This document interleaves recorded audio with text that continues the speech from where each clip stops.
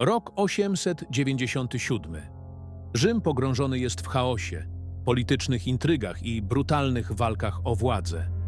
Ale nawet jak na średniowieczne standardy, to, co wydarzyło się wtedy, przekroczyło wszelkie granice. Papież Formosus nie żył od kilku miesięcy. Został pochowany, opłakany i zapomniany, aż do dnia, w którym jego następca, papież Stefan VI, wydał polecenie, które do dziś budzi grozę. Nakazał otworzyć grób swojego poprzednika, Formosusa, ubrać jego rozkładające się ciało w papieskie szaty i posadzić je na tronie, jakby wciąż żył. Ojcze Święty, naprawdę mamy to zrobić? Tak, to jest wola Boża. Ależ ojcze, to bluźnierstwo. Wykonaj rozkaz. Otwierać! Formosus ma stanąć przed sądem, nawet jeśli musi wstać z grobu. On już gnije. Niech gnije! Sprawiedliwość nie zna granic!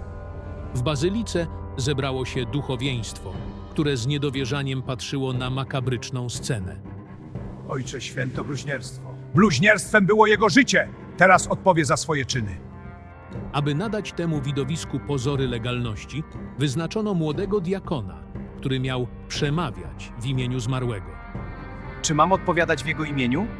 On milczy, ty będziesz mówił za niego. Stefan VI rozpoczął proces, kierując w stronę zwłok oskarżenia o krzywoprzysięstwo, objęcie urzędu biskupa bez uprawnień oraz bezprawne zdobycie tronu papieskiego. Formosusie! Oskarżam cię o objęcie urzędu niezgodnie z prawem! O zdradę Kościoła! Oskarżony zaprzecza. Nawet martwy kłamie! Jak się ten proces podoba? Subskrybuj! Oczywiście ciało Formosusa nie mogło odpowiedzieć na żadne zarzuty. Mimo to ogłoszono go winnym wszystkich przewinień. A to, co nastąpiło później, było jeszcze bardziej odrażające.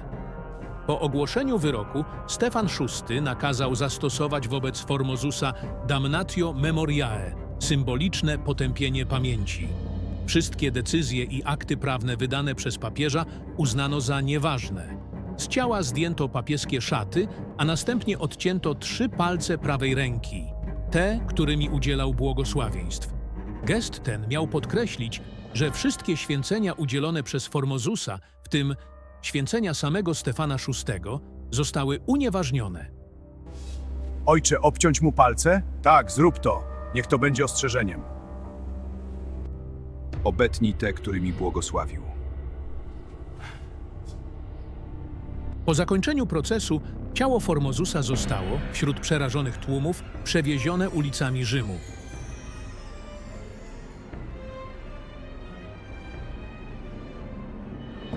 Zwłoki najpierw pochowano na cmentarzu przeznaczonym dla cudzoziemców, lecz wkrótce ponownie je wydobyto i wrzucono do Tybru. Zobaczysz, to ściągnie na nas gniew niebios. To, co wydarzyło się podczas synodu, wywołało w Rzymie falę oburzenia.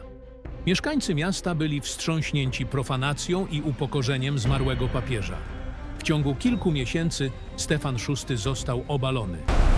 Dość szaleństwa! Puśćcie mnie, to szaleństwo! Zmuszono go do noszenia prostych, zakonnych szat, a następnie uwięziono. W sierpniu 897 roku w celi został uduszony. Jeszcze w tym samym roku nowy papież, Teodor II, unieważnił decyzję synodu trupiego i nakazał godny pochówek Formosusa w bazylice świętego Piotra. Ale jak ciało wróciło do bazyliki? Choć zwłoki wrzucono do rzeki, według przekazów zostały one wyłowione przez rybaków, którzy potajemnie je pochowali.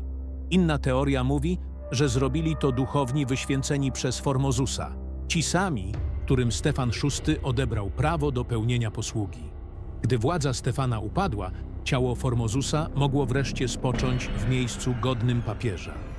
Choć Teodor II przywrócił dobre imię Formosusa, nie zakończyło to całej historii. Kilka lat później papież Sergiusz III ponownie unieważnił rehabilitację i uznał Formosusa za winnego. Synod trupi stał się jednym z najbardziej groteskowych i mrocznych epizodów w dziejach Kościoła. Procesem, w którym żywi sądzili martwego, a polityczna zemsta okazała się silniejsza niż śmierć.